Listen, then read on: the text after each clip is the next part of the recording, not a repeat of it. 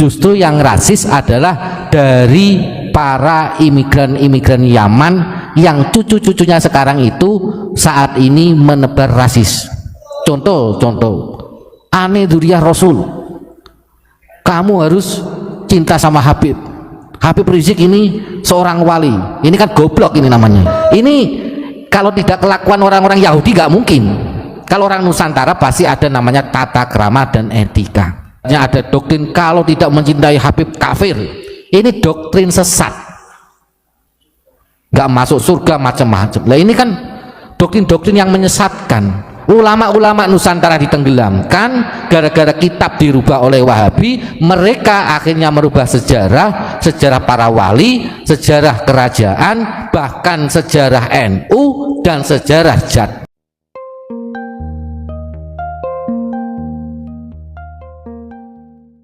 Benaran apa yang sudah ada di kitab Ihya Ulumuddin, yakni apa? Tentang bahayanya tipu daya Ba'alawi, ya kan? Itu yang pertama.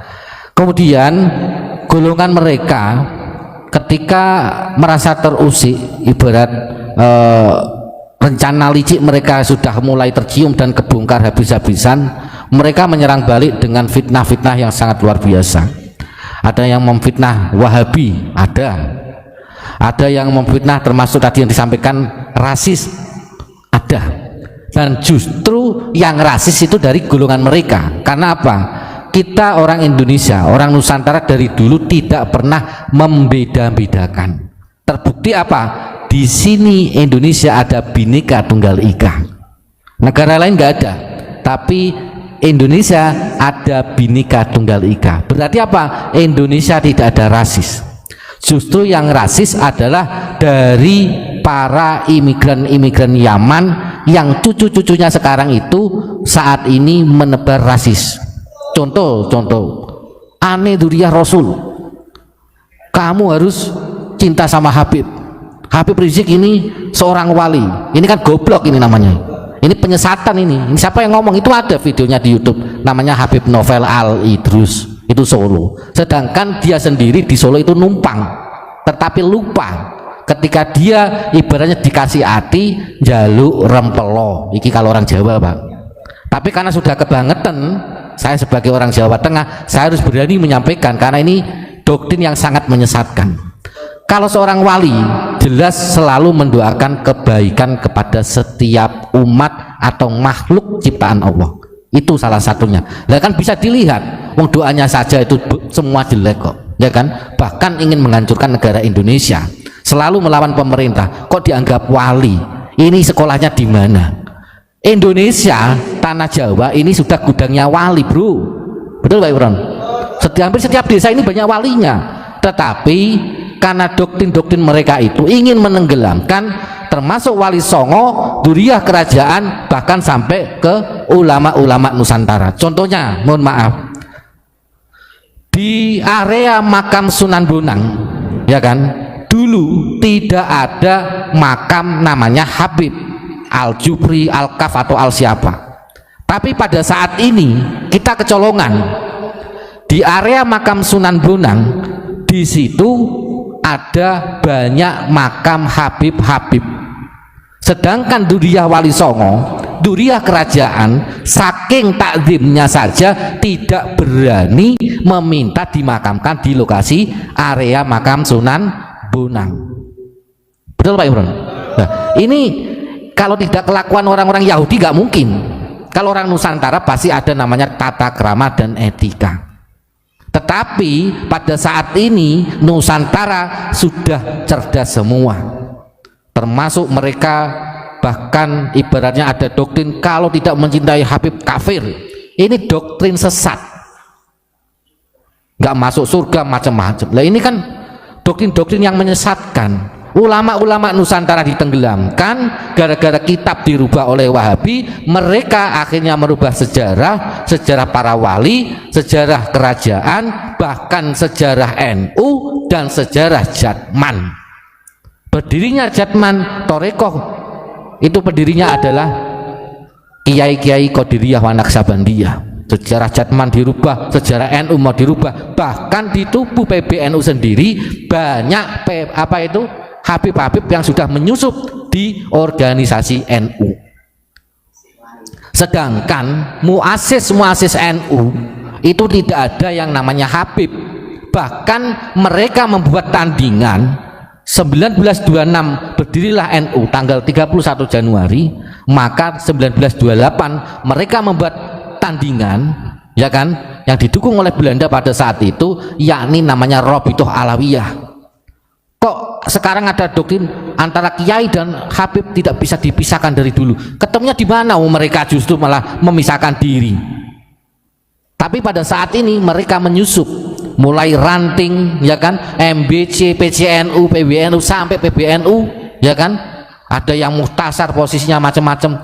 Ini NU mau dihancurkan oleh orang-orang tersebut. Kita pada saat ini harus sadar dan berani menyampaikan kebenaran, karena ini kaitannya keselamatan negara kesatuan Republik Indonesia.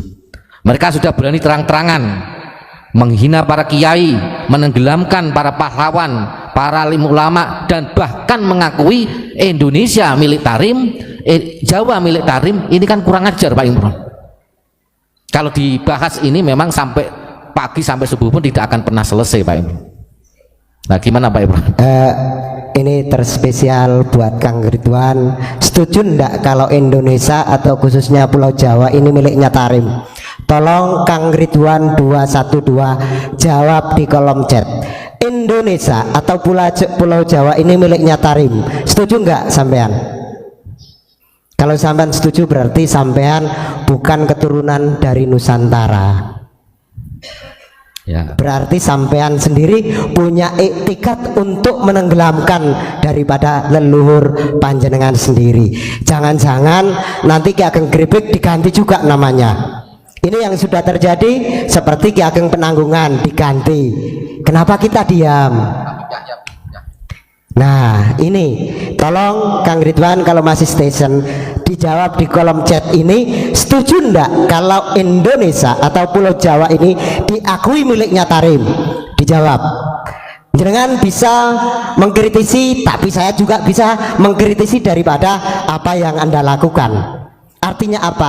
Kita berusaha jangan sampai leluhur kita ditenggelamkan oleh orang-orang yang mempunyai kepentingan untuk merusak daripada Indonesia ini.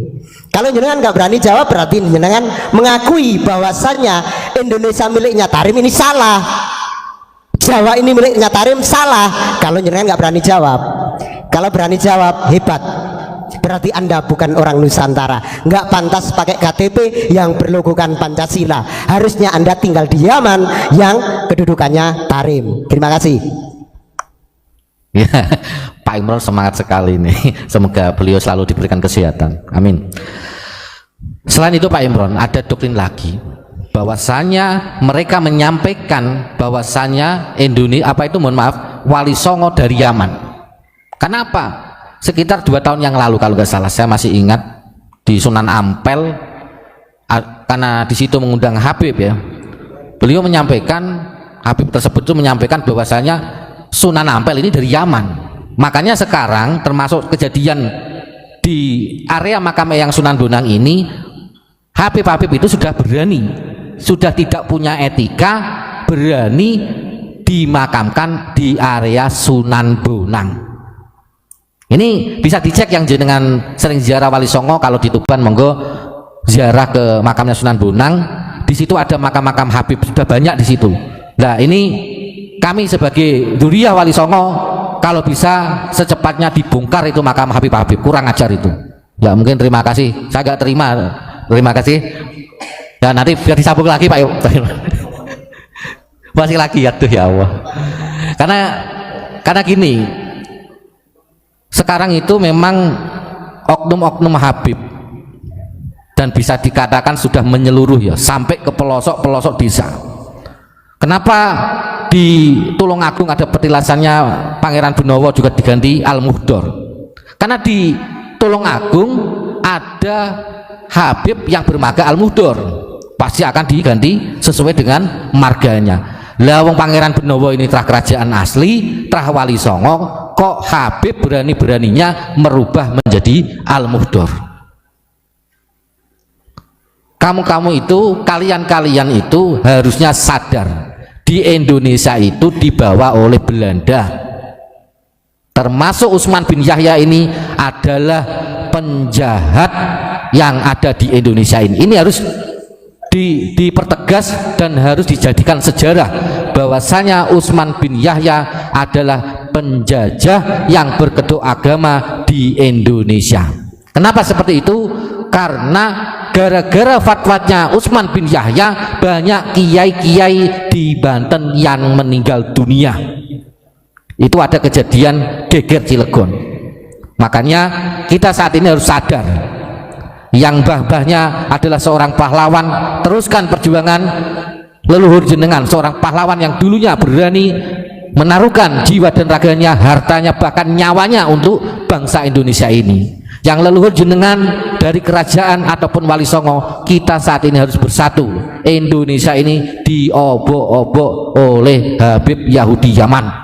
Gus, nah gimana Pak? Pertanyaannya, kalau ulama-ulama kita di era sebelum kemerdekaan banyak yang dipantai Belanda, seperti yang barusan disampaikan, kalau dia katanya ikut merumuskan Indonesia, satu tokoh saja dikedepankan, siapakah? Habib yang terbunuh yang melawan Belanda. Bisa ditulis di kolom chat bahwasanya Habib si Anu bin Anu bin Anu meninggal di saat 10 November misalkan. Kalau ada, setahu saya sih nggak ada, setahu saya nggak ada. Ketika Indonesia di dalam keruh, mereka sembunyi. Di saat aman dan damai, mereka berkata, akulah harimau. Pret. Hanya pengakuan-pengakuan yang sangat-sangat ironis. Di saat ini dianggap ulama-ulama Nusantara sudah tertidur lama, ternina bubukkan, mereka seenaknya sendiri. Makam-makam leluhur banyak yang dipalsukan. Kalian-kalian yang menjadi anak-anak Nusantara, kalau nggak terpanggil, di manakah hati nuranimu?